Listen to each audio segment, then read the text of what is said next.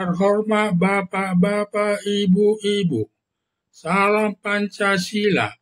Pada hari Kamis tanggal 19 Desember tahun 2024, saya akan mengomentari hanya 12 hari pemberontak HTS yang dipimpin Al-Jaulani menguasai negara Suriah. Ketika Israel berperang dengan pejuang Hizbullah Lebanon, sering pemerintah Suriah mengirim persenjataan kepada pejuang Hizbullah untuk melawan Israel, dan pemerintah Suriah mendapat persenjataan tersebut diperoleh dari negara Iran.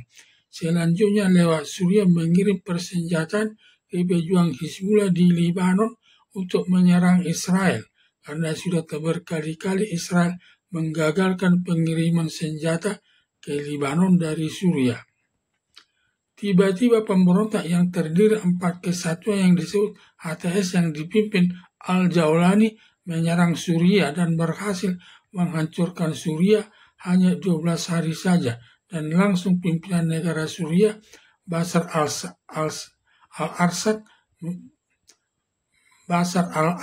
al-Assad melarikan diri ke negara Rusia dan ditampung Rusia demi alasan kemanusiaan. Atas kesalahan negara Suriah kepada pemberontak HTS berakibat negara Rusia dan Iran jatuh di mata masyarakat, karena Rusia dan Iran sekutunya Suriah tidak bisa berbuat apa-apa. Tetapi pimpinan tertinggi Iran Al-Khamenei bertekad akan merebut kembali Suriah tersebut.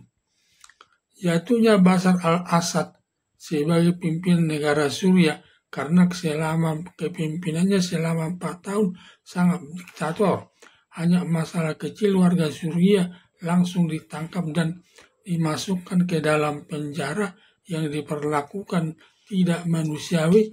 Masyarakat sampai mengikuti Bashar al-Assad dan pejabat pemerintah langsung dicari dan langsung ditangkap dan dipenjara. Bahkan penjara diperlakukan tidak manusiawi sampai ada kematian lebih 10.000 orang. Saking diktatornya pimpinan Bashar al-Assad, banyak anggota masyarakat membantu pemberontak HTS turut menjatuhkan pemerintah Bashar al-Assad.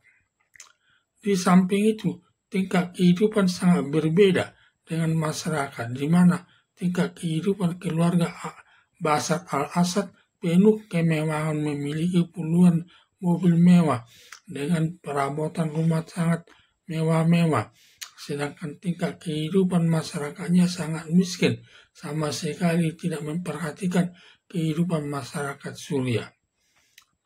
Atas kejatuhan pemerintahan Bashar al-Assad, semua penduduk Suriah bergembira ria sampai di jalan sambil mengangkat senjata ke atas, bersyukur kepada Yang Maha Kuasa atas kejatuhan pemerintah Suriah tersebut, serta merobohkan patung orang tua Bashar al-Assad dengan memukul kepalanya sebagai wujud kemarahan rakyat atas perilaku kepemimpinan anaknya yang sangat diktator tersebut.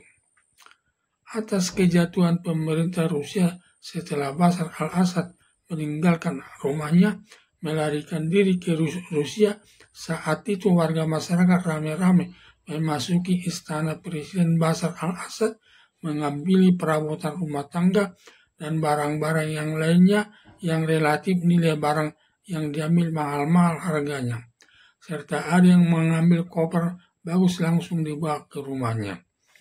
Setelah Bashar al-Assad melarikan diri ke Rusia dan pemerintahnya masih kosong, tidak ada warga Suriah yang merasa ikut bertanggung jawab mengendalikan pemerintah, kesempatan dilakukan Israel menyerang lebih 40 sasaran pengeboman tempat-tempat persenjataan yang banyak dikirim Iran ke Suriah agar jangan sampai jatuh ke tangan pemberontak HTS yang bisa digunakan menyerang Israel nanti, serta membuat batas dataran tinggi Golan akan menjadikan milik Israel selamanya, serta menguasai Gunung Hermon, gunung tertinggi di dataran Bukit Golan.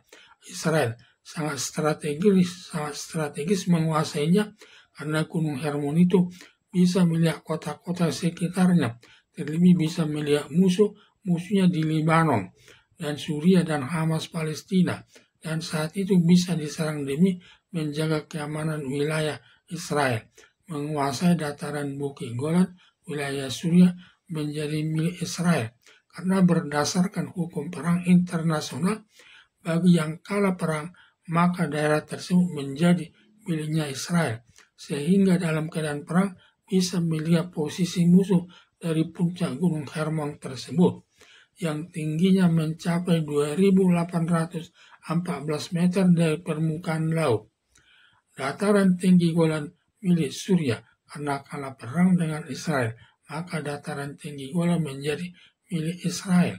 Walaupun negara Iran dan negara Arab Saudi mencela Israel mengambil dataran Bukit Golan, tidak ambil pusing karena sudah sesuai dengan hukum perang internasional.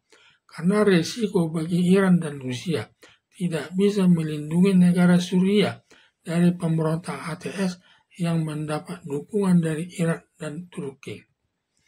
Dalam beberapa hari setelah Bashar al-Assad melarikan diri ke Rusia menjadi Suriah, tidak ada pemilik yang sah, sedangkan pemberontak HTS belum diakui dunia internasional, sehingga sekarang menjadi daerah rebutan antara negara Iran dan Rusia dengan negara Israel dan Amerika Serikat. Kedua belah pihak saling menyerang pemberontak HTS, dan baru ini Iran telah mengirim pasukan sekitar 3.000 orang bersama alat perang untuk mengusir pemberontak HTS. Demikian juga Israel ikut menyerang pabrik senjata dan gudang-gudang peralatan perang tersebut.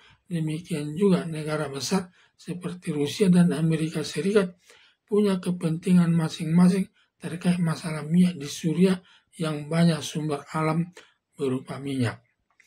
Posisi Israel dalam menghadapi perang cukup bagus. Sebelum menghadapi Suriah, terlebih dahulu menghadapi kelompok Hamas yang menyerang Israel tanggal 7 Oktober tahun 2023, berakibat masyarakat sipil Israel tewas lebih 1.200 orang, meliputi anak bayi, orang tua, anak-anak, dan anak gadis, setelah diperkosa lalu dibunuh dan menyandra warga sipil Israel sebanyak 200 orang yang disembunyikan di bawah terowongan di jalur Gaza dan Rafah. Perbuatan kelompok Hamas sangat biadab. Walaupun demikian, masyarakat Indonesia tidak ada yang mengutuk kelompok Hamas Palestina. Justru mantan wakil presiden Yusuf Kala bangga kelompok Hamas berhasil menyerang Israel. Dengan alasan bela diri, pada tanggal 8 Oktober tahun 2023, Israel menyerang kelompok Hamas dengan membombardir jalur Gaza dan Rafah, berakibat masyarakat sipil Hamas mati lebih 40.000 orang selama 1 tahun perang. Sampai Presiden Joko Widodo dan mantan wakil presiden Ma'ruf Amin mengutuk Israel dengan alasan kemanusiaan. Setelah Israel berhasil mengalahkan kelompok Hamas, lalu Israel menyerang pejuang Hizbullah untuk membantu kelompok Hamas, karena sejak tanggal 8 Oktober tahun 2023 sampai bulan Oktober tahun 2024, pejuang Hizbullah menyerang Israel. Kemudian Israel menyerang Lebanon terus, sampai banyak apartemen tempat tinggal para pejuang Hizbullah bertempat tinggal semua hancur dibombardir Israel, sampai ada 4 pimpinan pejuang Hizbullah yang mati, termasuk pimpinan pejuang Hizbullah Nasrallah. Dengan banyaknya daerah Lebanon dihancurkan Israel berakibat sudah melemahnya pejuang Hizbullah, lalu minta gencatan senjata selama 6 bulan. Tetapi aturan gencatan senjata tersebut sering dilanggar pejuang Hizbullah. Akibatnya Israel membalas menyerang pejuang Hizbullah.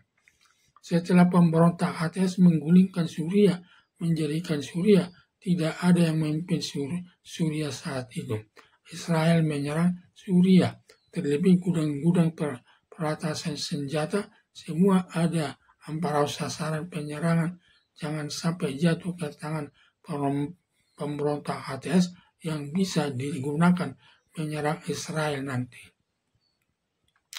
Semua yang melakukan penyerangan Israel dilakukan proksi Iran untuk menyerang Israel seperti kelompok Hamas Palestina, pejuang Hizbullah, kelompok Lebanon, dan kelompok Suriah, karena Iran ini tidak berani berhadapan langsung dengan musuh-musuhnya, terlebih dengan Israel menggunakan kelompok garis keras atau teroris yang berdekatan atau berbatasan dengan Israel, dan kelompok Hamas Palestina bertetangga dengan Israel.